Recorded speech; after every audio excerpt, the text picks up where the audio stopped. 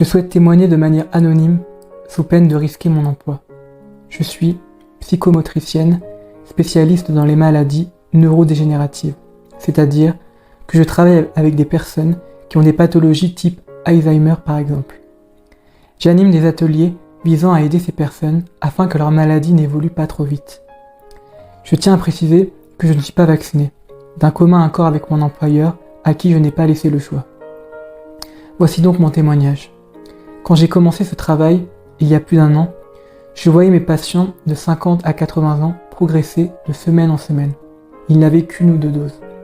Depuis septembre, ils ont commencé à avoir leur 3e dose. Et là, ça a été une descente aux enfers.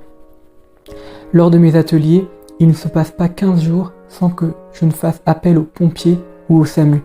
AVC, rupture aortique, infarctus, etc. J'ai aussi perdu des patients qui ont fait des cancers foudroyants. J'ai surtout remarqué qu'ils régressaient énormément et très rapidement, allant jusqu'à une perte totale d'autonomie, de la parole et de la motricité. J'en ai discuté avec des chercheurs qui sont contre l'injection, car je ne suis pas médecin, et autour de moi, mes collègues ne font pas le lien, alors qu'ils sont totalement dépassés par tout ce qu'ils voient. Ces chercheurs et médecins à qui j'ai fait appel m'ont tous confirmé que j'avais raison, que la vaccination était très dangereuse pour les maladies neurologiques. En fait, la 3e dose a des effets très négatifs sur ces pathologies. Cela bloque la circulation des infos, en figeant en quelque sorte les circuits de transmission d'informations entre les neurones.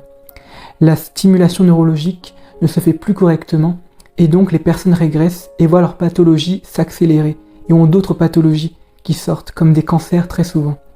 J'avais témoigné anonymement sur le groupe Effets indésirables, et plusieurs personnes y ont confirmé mon témoignage.